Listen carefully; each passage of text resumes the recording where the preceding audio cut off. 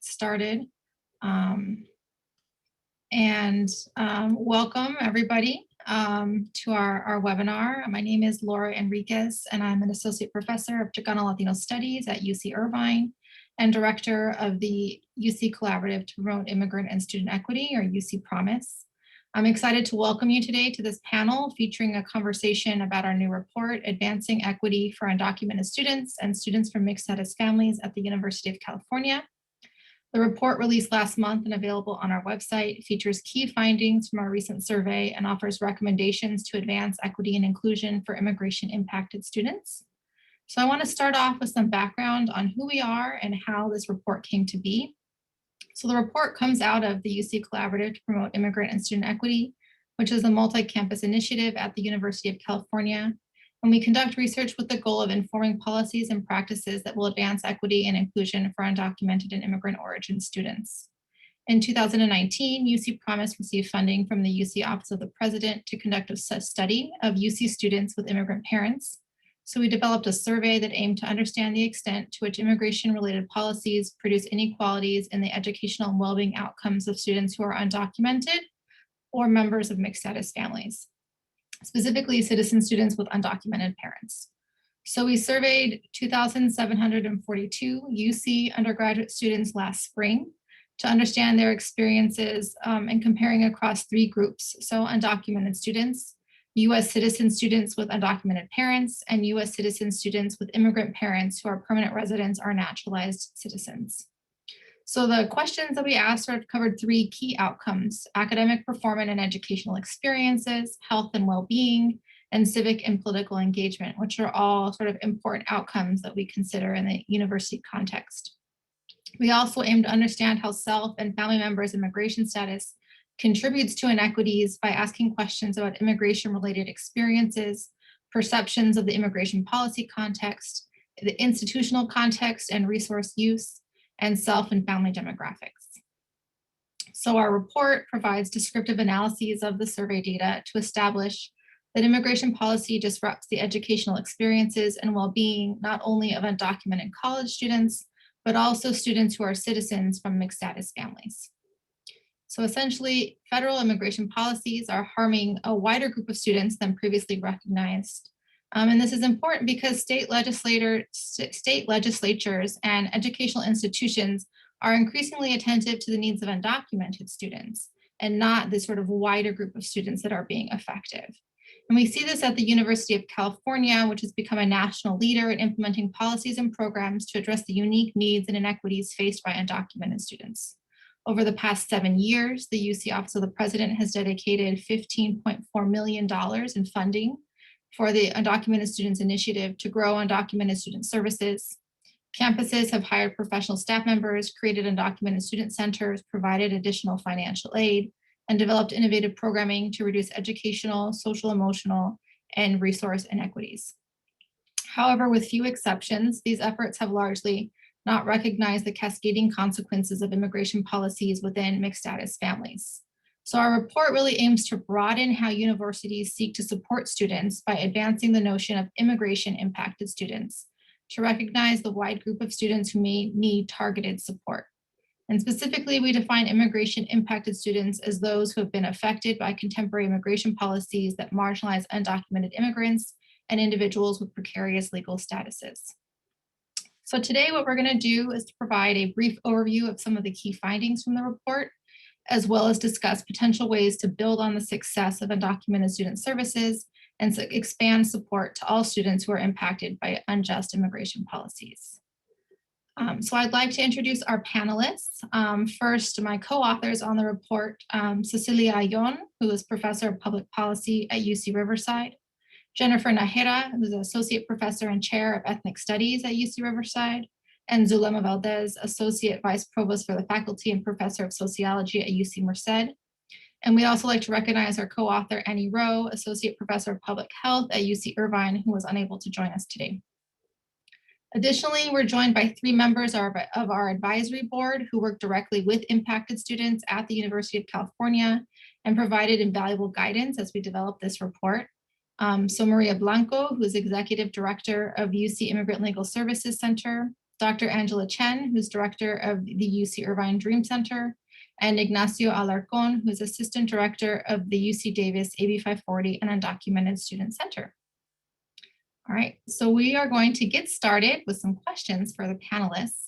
So the first question is really going back to the outset of the project. We had expected that self and parental immigration status would matter for student outcomes, specifically that undocumented students would be doing worse than citizens with lawfully present parents, and that citizens with undocumented parents would fall in the middle. But these findings show in the report, right, that undocumented students and citizen students with undocumented parents are more similar than we anticipated. So Jennifer and Cecilia, can you share with the audience a bit more about this trend and why you think this is the case? Sure. Thank you, Laura, and I'll go ahead and get us started. One of the things we were looking, as you said, at three primary outcomes: educational performance, academic performance, political and civic engagement, as well as mental health outcomes. And what we found was that undocumented students and US citizens with undocumented parents both have compromised academic performance. So we saw that this group of what we might consider immigration impacted students are really overrepresented on measures of low academic performance. We saw 10% of undocumented students and 12.5% of citizens with undocumented parents had GPAs below 2.5. So again, that number of low GPA slightly higher amongst US citizen students with undocumented parents. As a comparison, only 6%, so half of that, of US citizens whose parents have lawful immigration status reported a low GPA. We found that striking because, again, we didn't expect to see those similar proportions among undocumented students and citizens with undocumented parents. On the other end of the spectrum, in terms of high academic performance, we found that about 25% of both undocumented students and citizens with undocumented parents reported a GPA of 3.5 or higher, which is great. But we compare that to 38% of students whose parents have lawful immigration status, right? So here, again, we expected to see that citizen students, who had the stability of their legal status might be doing better academically, but in fact, even on the high end of GPAs, they're about the same as their undocumented counterparts. And by some measures, we found that citizens with undocumented parents actually fared worse than the two other groups. So when we evaluated academic honors, we found that only 36% of citizens with undocumented parents placed on the dean's list or honor roll, and we compared that to 42% of undocumented students and 45% of US citizens whose parents have lawful immigration status. These outcomes were tempered a little bit for me when looking at the kind of political engagement that we see amongst undocumented students and US citizens with undocumented parents. Because in the realm of political engagement, we see these two groups of students highly engaged. Typically, a typical measure of political engagement is voting, right? We couldn't really measure voting equally across the groups because undocumented students obviously cannot vote. But we did ask a question about talking to people about voting. And so, we found that 65% of undocumented students in our survey reported talking to people to try to show them why they should vote for or against a political party or candidate, either sometimes, often, or always. US citizen students with undocumented parents do so nearly the same rate, and this compares to a slightly lower rate for those citizens who have parents with lawful immigration status, who reported talking to people about voting at about 55%. Among those who could vote, we found that 84% of those with undocumented parents vote sometimes, often, or always. That's a very, very big number. We compare that to 72% of their counterparts whose parents have lawful immigration status. We found that to be significantly higher than the general population of young voters who typically vote. Well, we saw in this last 2020 election, they voted at a rate of 50 to 52%. So again, 84% of students from mixed status families voting, as opposed to the general population of young people, 50%. In terms of direct political action, we see that immigration impacted students, so again, this group of students that's both undocumented and citizen with undocumented parents, participate in direct political action more than their citizen peers whose parents have lawful immigration status. So we saw that 44% of US citizens with undocumented parents reported participating in an on-campus protest, march, or demonstration or rally sometimes or often, compared to 32% of those parents who have lawful immigration status. Undocumented students were somewhere in the middle, so they were about 39%. So, what we read this as was sort of noting that those students who have undocumented parents and are citizens perhaps felt more secure in these sort of public-facing political actions, but this is still quite high levels of political engagement. We saw similar patterns for off-campus political protests as well. And finally, for our third outcome, we looked at mental health. This was obviously one of our more difficult findings. We found that undocumented students and US citizens with undocumented parents experience high levels of emotional distress. So 28% of undocumented students and 30% of US citizens with undocumented parents reported depressive symptoms at a severe range. Severe meaning that it indicates a need for clinical intervention, right? Severe anxiety symptoms were at about similar rates. So the rates of emotional distress among the sample, our sample, exceeds other estimates among US college students. So specifically, we look at the 2016-2017 Healthy Mind study that found that only 14% of students had severe symptoms of depression and 10% had severe symptoms of anxiety. And so again, looking at our study at 28% for undocumented students and 30% of US citizens, we see that level is much higher. And again, just want to emphasize that we found that citizenship is not necessarily a protective factor when it comes to depression or anxiety. So how do we explain the outcomes? I want to turn it over to my colleague, Dr. Cecilia Ayón, to explain a little bit more about how we analyze some of these things. Thank you, Jennifer. So one of the things that we found was that from our findings was that a lot of our findings around what are some of the reasons behind some of these outcomes were related to families' experience of immigration related kind of factors. So consistent with previous research, which indicates that negative consequences of immigration policy are not confined to undocumented immigrants, they're also shared within families. So specifically, undocumented students and US citizen students with undocumented parents reported similar levels of legal vulnerability. This finding is true across multiple dimensions of legal vulnerability. So for instance, in regards to financial strain, more than half of undocumented students and US citizen students with undocumented parents worry about not having enough money to pay for things a lot of the time or always. Another example is food insecurity. Approximately 60% of undocumented students and citizen students with undocumented parents are food insecure, compared to 44% of citizen students with parents compared to students who have parents with lawful immigration status. 44% is a high number, but it's comparable to the rate found among the UC general population, whereas the rate for undocumented and mixed status students is much higher. In addition, undocumented students and citizen students with undocumented parents were twice as likely to report that their family will experience financial hardship. In contrast, the majority of citizens whose parents have lawful immigration status never or almost never worry about financial insecurity in their families. So again, a big difference in terms of who experiences financial strain. And again, it being shared with undocumented and citizen students with undocumented parents. Now turning to deportation threat. Deportation threat is widespread among undocumented students and US citizen students with undocumented parents. 90% of undocumented students and citizen students with undocumented parents reported worrying about family separation due to parental deportation at least sometime, while 50% reported such worry on a weekly basis.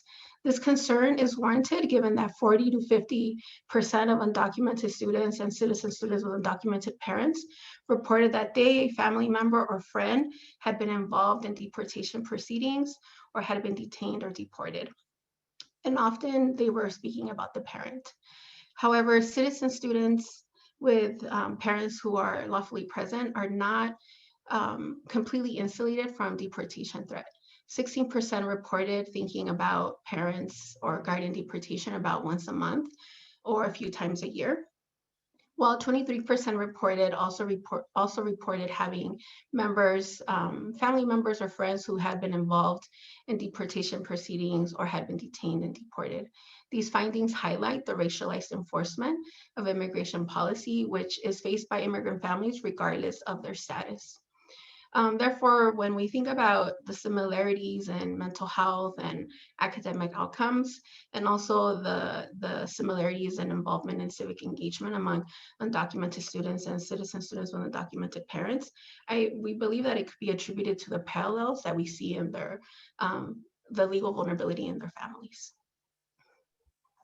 Thank you, both of you, for giving us sort of that tour of these key outcomes and reasons. I think these similarities are very striking and make sense if we consider students are sort of situated within this family context, right? I'm wondering if there are any instances in which citizens with undocumented parents are protected by their citizenship status. Yeah, so we did, turning back to the different dimensions of legal vulnerability that we looked at. So again, there was a lot of similarities in financial strain and threat of deportation, right? But when we looked at other dimensions, so we also measured discrimination and exclusion. In these cases, they're actually, the rates were similar or very low across the three groups. But undocumented students tended to report higher levels of discrimination and social exclusion, whereas students who have undocumented parents were reporting much lower levels. So in this case, citizenship was protective. Great, thank you. Jennifer, did you want to add something? Oh, I was just going to say, we saw that as well with the political engagement, right? So the political and civic engagement. So we see, citizen students with undocumented parents who were, out there voting and who were at, in public facing direct action. And we really, believe that that's because of their citizenship status, right? That they have that protective, the protection of citizenship that allows them to be, more vocal about their political, with their political voice.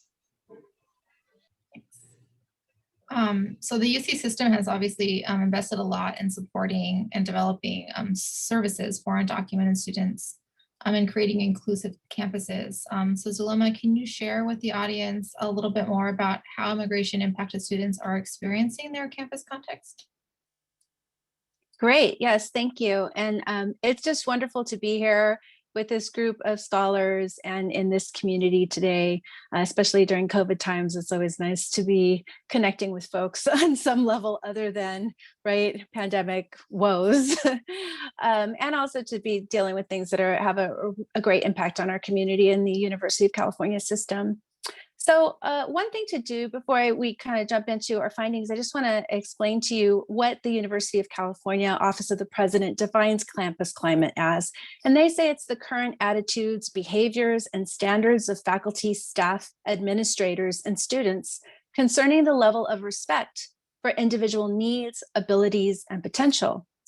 Respect is one of the most critical words in this description. It's not just the experiences of individuals and groups on a campus, it's also the quality and extent of the interaction between those various groups and individuals that determines a healthy campus climate.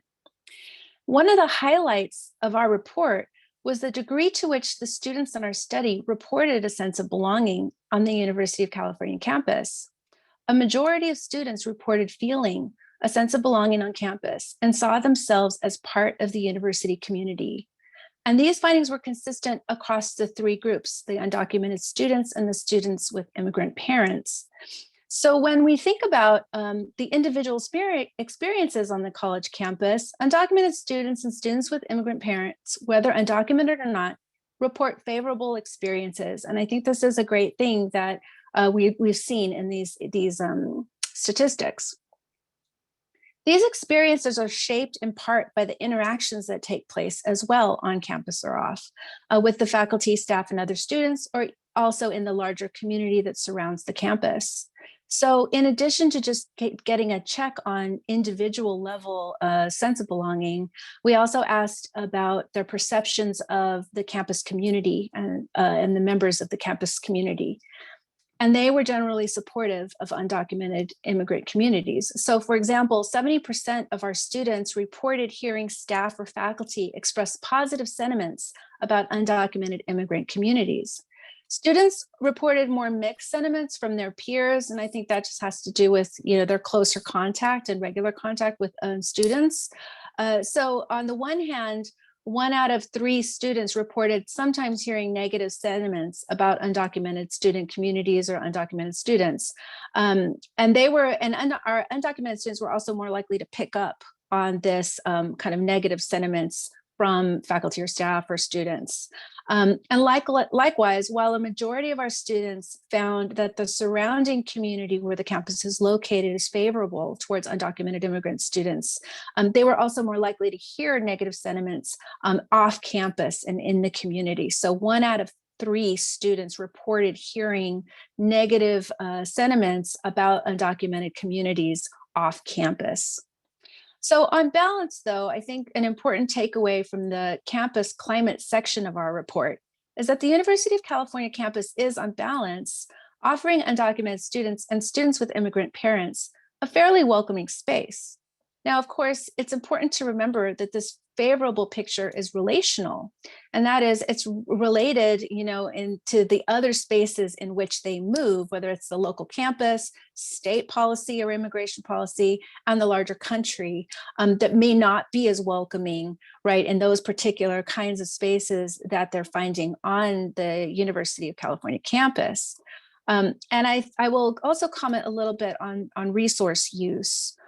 This is also related to the sentiments of and the reports on campus climate. We did see positive outcomes reflected in the campus resource use among the students in our survey. So not only are these students kind of feeling connected to the campus, their behaviors on the campus are reinforcing these feelings. Undocumented students and students with undocumented parents used a wider variety of campus resources and used them more frequently than students with the citizen parents. So these resources like academic support services, the Career Center, the Basic Needs and Food Pantry, the Student Health Center are all resources that we see undocumented students taking advantage of on the campus. Their high use is also just, it's a combination of 2 things. One, they're showing a lot of agency and finding resources that they need to be able to, do what they have to do on the campus. But it also reflects their higher need for services and resources.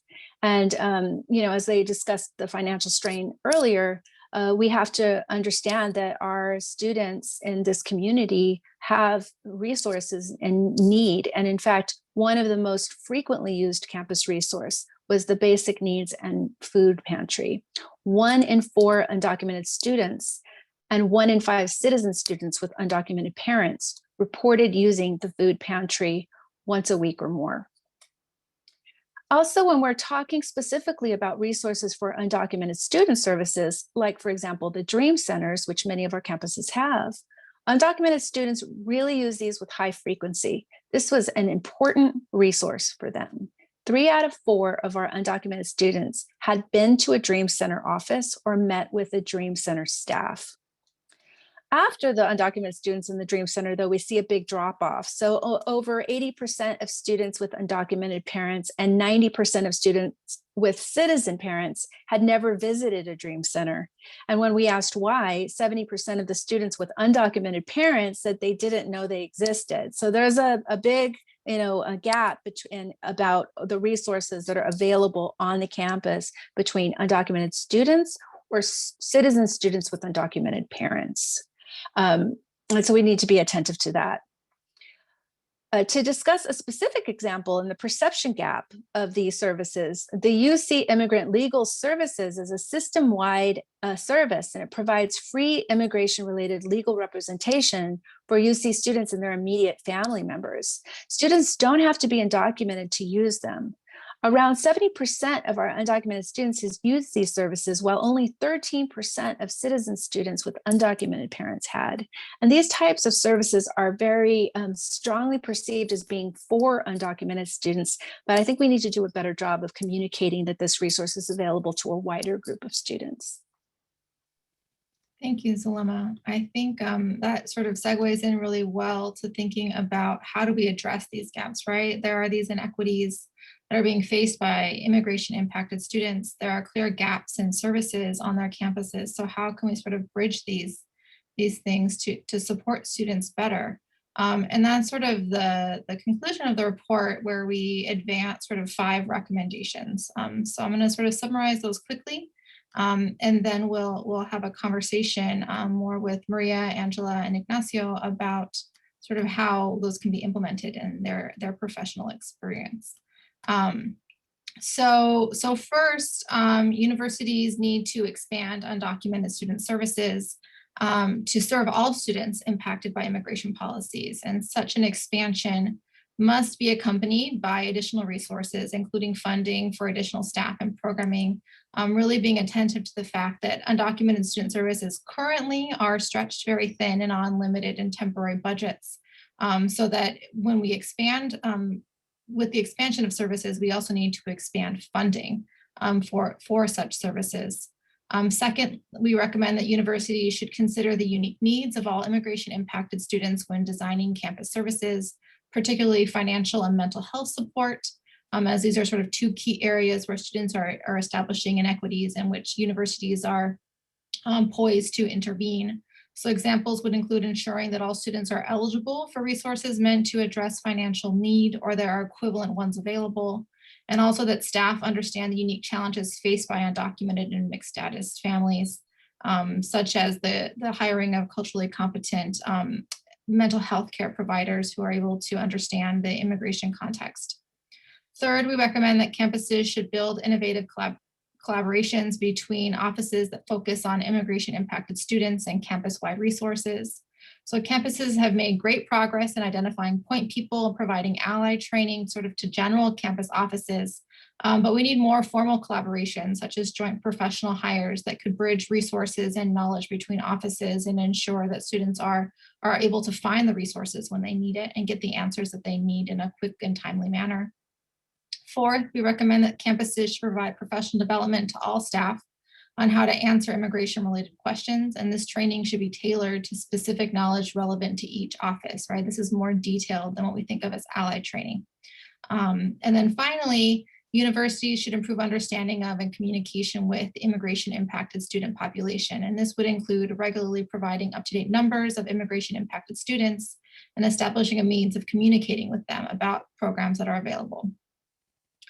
So Maria, Angela, and Ignacio, you were all part of the advisory board and participated in conversations that informed these recommendations.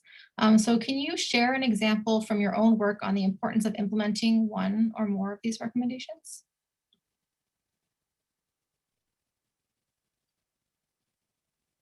Well, I can start on, so first of all, I really want to commend this research project. One, because its scope is so large and so important, but also specifically its focus on the issues of mixed status families, you know, in particular citizen students with undocumented parents. There's really very little understanding of this and of the impact of that on academics, on mental health, et cetera. And I can say from the perspective of the Immigrant Legal Services Center that we really see this every day firsthand. So we typically, it's not unusual for us to have a client, a student client who is undocumented with a brother who's got a green card, with a parent that's a citizen. I mean, it's just, or you know, the inverse, right? And so this often, people don't think holistically about about family units where you have so many different statuses, but they're a unit. So what happens to one person impacts the other person. You know, they're not standalone individuals. They belong to a family unit. So I want to specifically talk about the issue of that we do offer services to citizen students whose parents are undocumented. Not only do we offer them, but there are a lot of things that we can do. Some things we can't do. But once somebody comes into our office and if they're a citizen, we carefully examine whether there's any way for their parent or sibling to somehow regularize their immigration status. And I mean, there are a lot of obstacles, but we often do find ways to do that. And if we don't, at least that student has had a consultation that's professional and free and high quality, so that I think it's really important to even understand the value of being informed, as opposed to part of the anxiety that is created when it's a loose hanging anxiety and you don't even know what your possibilities are. So I really want to echo that we have to think of this population, not just as undocumented students, but as the entire community of students and family members. And it's one of the reasons why from the very beginning, we said we want to serve family members and not just the students, because we understood that the impact on students of their family members' situation is large. And over the years, we've been now in business for 6 years, we've had many parents placed in deportation proceedings. And we have students whose parents are deported in other countries. And they think about this all the time. So I just want to echo that this is something we are committed to trying to do better, which is reach out to citizen students whose parents are undocumented, because we've seen the impact on the students, even if they have citizenship.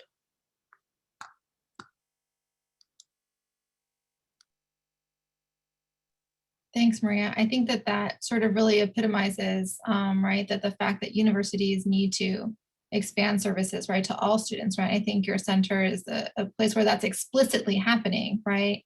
And being very explicit about serving this broader group of students really intentionally. And I think that's a really great model for moving forward. Angela or Ignacio, did you have something you wanted to add? The stare down. Sure, I'm happy to add if that's okay, Angela. Yeah, so I'm Ignacio Nacho. Really lovely to be here with you all and looking at the attendees and seeing familiar names, new names. And so wherever you're coming in from and whatever time zone you're coming in from, I'm hoping you're having a good day and appreciate you taking the time to be present with us. One of the practices that came to mind from those recommendations was being able to engage with students who don't have the privilege of having DACA, Deferred Action for Childhood Arrivals. So for students who don't have work authorization or that temporary protection from deportation, it's really relevant to engage in appropriate and effective outreach at the point of yield to make sure that students are aware of what financial aid resources are still accessible. Whenever students are enrolled in your institutions, we are really beholden, I think, as practitioners to make sure we're offering inclusive fellowships that offer opportunities to access meaningful educational opportunities that don't require work authorization. And for after graduation, it can be really relevant to provide resources for support and access around different entrepreneurial ways of generating income. So I'm going to put some resources in the chat after I speak. So hang tight for that. But one of the great ways in which you can partner to learn more about different resources and opportunities is by engaging with folks like Immigrants Rising and undocuhustle.org and looking through to see testimonial and resources for support to develop entrepreneurial initiatives. It's also really relevant to make sure that you develop local partnerships with your local small business development centers in each of your respective counties, because those folks are people who can really help on the ground for anything from W-7 paperwork for ITINs, assisting folks within and outside of your institution with creating appropriate business or corporate structures for different revenue generating opportunities and providing referrals to appropriate and supportive bookkeepers, accountants for tax purposes, and everything else too. So if you haven't already established a relationship and you're looking to really be cutting edge and supporting students without work authorization, I'd really encourage you to look at those resources and the ones I'll put in the chat after this. And the other thing too is just sharing the resources like the ones I'll put in the chat is not necessarily good enough. Being able to provide social space where people can chew on the resources, digest them, and figure out best steps and practices for implementation is really relevant. So one of our practices from the field that we host at UC Davis is what we call a mentorship and professional development program, akin to McNair Scholars Program for folks who are familiar with it, but really targeted or marketed towards students who don't have McNair Scholars program access. So for students with California DREAM Act applications, or if you're in a state outside of California with the State DREAM Act, with that financial aid application, we really try to tailor fit resources for support for life after college with seminar-based dialogue, with connections to professionals in the field, and paid opportunities to engage to ensure that folks can commit. And I'd really recommend implementing programs like that too. But that's probably enough for me for now. So I'll pass the baton to Angela too. Thank you so much. I also want to thank the research team for the work that y'all have done on highlighting a lot of these really key issues that we don't always see. And I think this issue of students from mixed status family is one that really deserves more attention. So thank you for your expansive and really thoughtful research and analysis. I think the point that Ignacio and Maria also made too about the family unit, I think is really key. Especially I think right now as we're seeing COVID, the family unit, the family wellness is so essential to our students' ability to matriculate, persist, graduate, and explore, post-graduation options. It is so critical. So, I think for us, understanding that undocumented parents can have this impact on citizen students is, I think, such a key thing. One of the things that similar to this conversation, one of the things that we did was to change the mission statement at the Dream Center. So in 2019, we looked at our statement and thought maybe it's time that we're more explicit, right? So the UCI Dream Center stands with and serves those impacted by immigration policy through advancing systemic change, deconstructing oppressive policies, and fostering community. We work towards personal growth, collective healing, and visible change.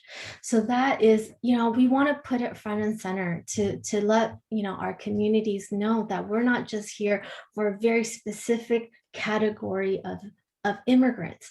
And part of our mission in doing this is because we see that our political policies have already done this work of dividing our communities, right? So I think part of that message is our attempt to see our community more holistically, more comprehensively, and see them as family units. The other thing is the yield and outreach, I think Ignacio just mentioned, is absolutely, I think, also key for us at the Dream Center, or at least for us at Irvine. We try to have yield events that include family members. Like, I love it when families come with like siblings, aunts, uncles, grandmas. I have to pull 5 chairs just to accommodate everyone.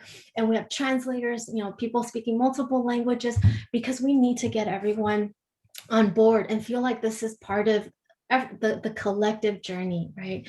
So, we'll take little rides over to housing because, some parents are like, I don't, what is this, right? So it's like, how do we acknowledge that? But the issue with citizen students with undocumented parents, I think what I've seen in the past few years is that we've done a better job in having more cleared resources and steps for undocumented students, but citizen students with undocumented parents, I think, are still navigating some gray area. And I think that is especially clear when we're talking about financial aid, right? And when you have a financial aid conversation, it's never about how much you made and this and that. It's a whole, you unpack the family dynamic, right? Oh, I have a parent who we're not seeing very often. We've got other issues. And so you have a lot of complexities. And of course, this also goes back to you're filling out a FAFSA versus a California Dream application, right? So there's different levels of perceived and real risks to that. So one of the goals, I might be kind of getting ahead of the questions, but one of the goals that we're trying to work on at UCI is to create a new hybrid staff that is partially with financial aid and scholarships and partially with the Dream Center to address this question. And this role, ideally, we want to see someone who can do outreach to start those conversations earlier with families, someone who is bilingual in English and Spanish. And we have other language staff in the Dream Center and scholarship that can support like Chinese, Vietnamese, Korean, right? But we want to be able to have more financial conversations, financial literacy, financial wellness, and also focus on in this role, we don't have funds for this yet, which goes back to Laura's point about funding and resource, but this role is designed specifically with undocumented students and U.S. citizen students with undocumented parents in mind.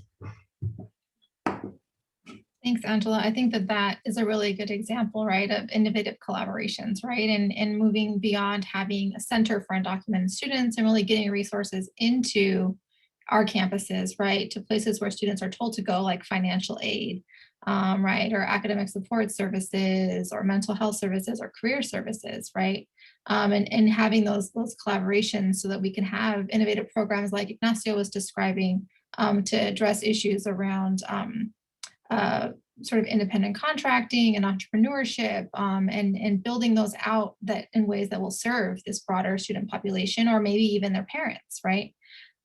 So thinking about ways to sort of expand the services. So I think sort of the last question I have for the three of you is, I guess, reflecting on your experiences in the past couple of years, sort of implementing programs and things that would support sort of this broader group of impacted students. What are some examples of best practices or lessons learned that you would share with folks who are maybe trying to implement these recommendations on their campuses?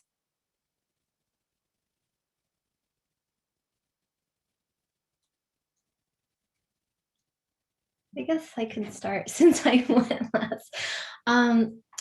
I'll say one of the things is changing eligibility is with programs and participation within the Dream Center. So I think that has somewhat helped in terms of participation. And I think maybe this is another issue that that the Dream Center is also faced with, is like we also have students with visas, TPS students who are waiting or in that limbo stage of waiting for green card or permanent residency, so mixed status families, or so we do in terms of eligibility, changing some of that, and supporting students in that way. I think one of the lessons for me is that we tend to operate in this, we're sort of used to going at it alone. That's kind of the culture of working on this issue. And I think it's really important to talk to vice chancellors of student affairs, to chancellors at campuses, to really get those entities, those administrators, especially student affairs, to understand that there are particular needs for this population, that, you know, they have, their campus is like a village, and they have different resources for different people in that village, and that this is an important population that has very specific needs. The mental health needs are different, you know, just like you have centers for veterans or for untraditional students, that and funding for those programs, that this is another student population that has particular needs. And I think that we kind of try and do it on our own, and don't actually, we're not assertive enough in getting the campus as a whole to think about this population. And it goes to some of your recommendations. There is so much that campus staff do not understand about AB 540, the DREAM Act, FAFSA. You know, it's like they don't know. Like, our students are asking us, what am I eligible for? What am I not? What about my parents' social security number if I'm applying for, you know, I'm a citizen but it's a FAFSA and they're undocumented, and they have tried to ask different institutions, different resources on campus. They frankly often don't know the answer. Mm-hmm. And I mean, you noted that in the research, and while I agree we have to have these collaborations, I also think we need to kick it upstairs and say to student affairs, why doesn't the population that deals with students know these things, right? So I just think we have to be a little bit more ambitious in that regard, Mm-hmm. and not try and be so self-reliant. I think that's a good point. And there is a lot of misunderstand, like in terms of students reporting, right? Getting misinformation from staff, or getting incorrect information, or being denied resources that they felt they should have been able to access. And that those instances are pretty high, right? A lot higher. And they haven't changed in the past 4 years, because we did a survey also in 2016 with the same questions, and they're not getting better. Right. So I think there's still a really important way of intervening, right, as professional development, and it shouldn't cost as much, right? So that's a really easy thing to do, right? If we can get sort of what you're talking about, broader administrative buy-in. I want to transition maybe over to the Q&A now. So I know folks have been answering some of the questions by typing answers. If you're in the audience and you have a question, feel free to type it into the Q&A. I wanted to first take a question that asks about Asian American and Pacific Islander undocumented students. And this was one of the questions that was submitted in advance. So they say that their campus has a large number of undocumented Asian American students. And our report didn't receive a large response rate from this group, which is true. So, and also similar, they're saying of what they see in their efforts on their campus. So what recommendations do you have to effectively reach out and serve API undocumented student populations? What barriers might they be facing? Are they the same? Are there different things that we should be considering? And then sort of broadly, this question of considering race, right, as an intersectional identity. I think in this case, particularly to Asian Americans and Pacific Islanders, but I would say also to Black, right, or undocumented Black groups. So anybody want to take that on? I can talk a little bit about that. And I was thinking about it as Maria was talking as well.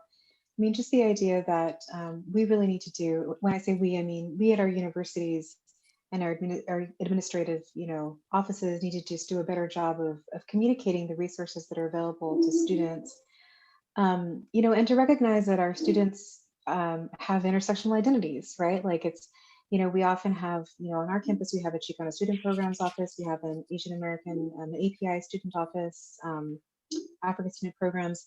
When we first started our undocumented student services office, the Vice Chancellor of Student Affairs wanted to put it in the Chicano programs office. And, the students really pushed back and were like, if we do that, we're never going to be able to convince other folks who need these services to come in, because they're going to think it's not for them. And so, ultimately they were able to get their own space on campus. But, I think we still have this issue of, undocumented, and then, what does that mean and who falls into that category? And, and some people, even use different terminology.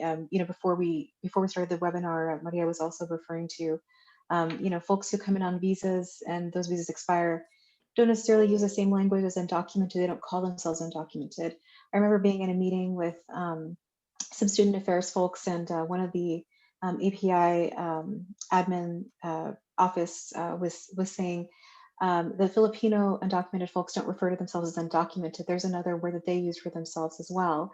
And so I think, we really need to do a better job of creating that language. And I think this was coming up in the chat as well, like to really think about a language, what language we're using, how we are reaching out to, these different cross sections of the undocumented community. It's a pretty diverse community. And we want to make sure that that everybody who is immigration impacted understands that there are resources on campus for them. But the university itself, I think, first needs to recognize, the intersectionality here, and just to do a better job of communicating across these different communities. Did anybody else want to add?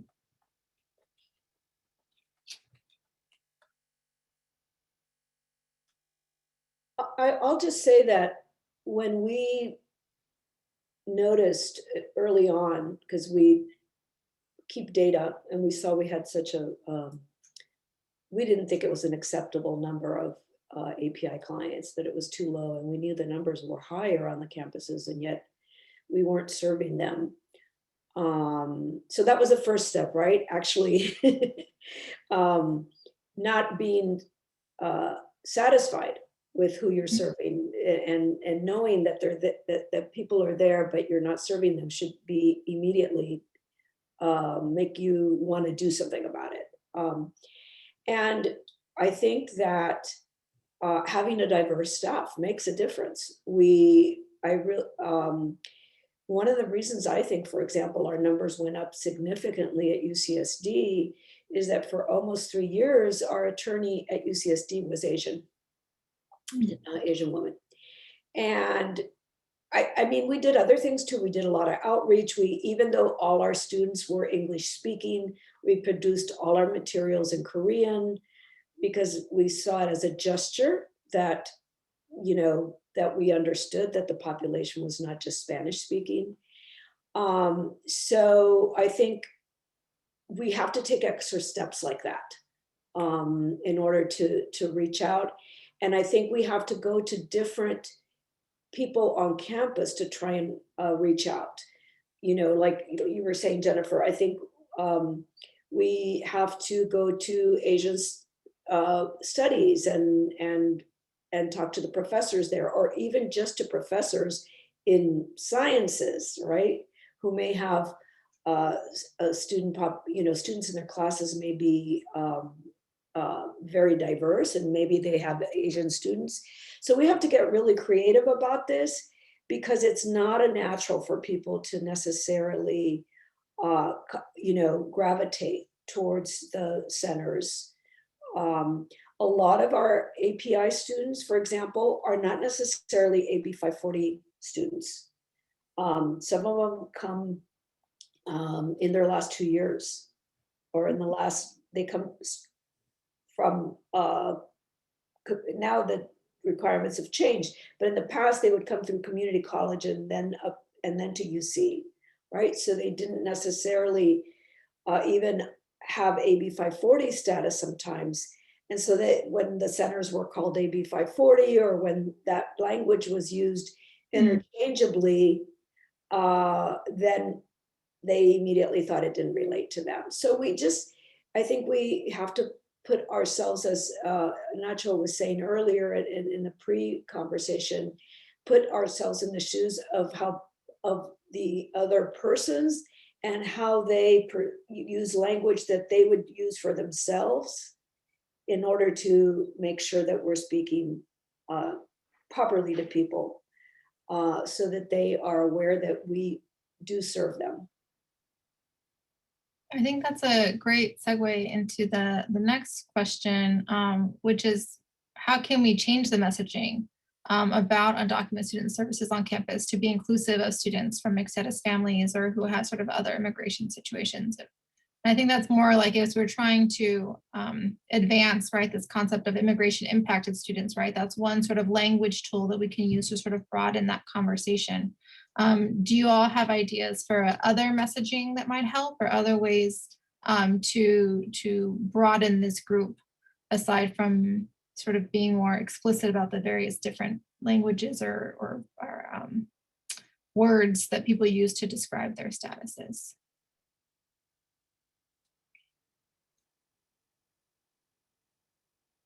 Yeah, I think one of the really important things is to make sure that you're acting in tandem or partnering with folks at those points of yield and whatnot, and for folks in the nonprofit setting who are providing support.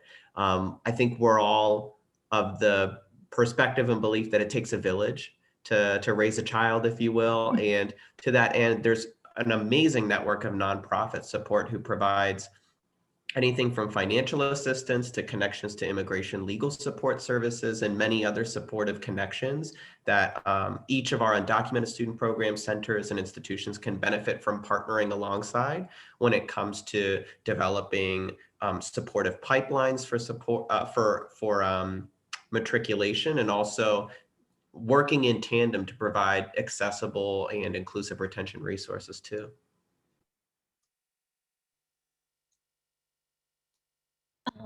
Yeah, I think in terms of engagement, increasing engagement, I think one of the most helpful, at least with at Irvine, sorry, excuse me, is having programs and resources.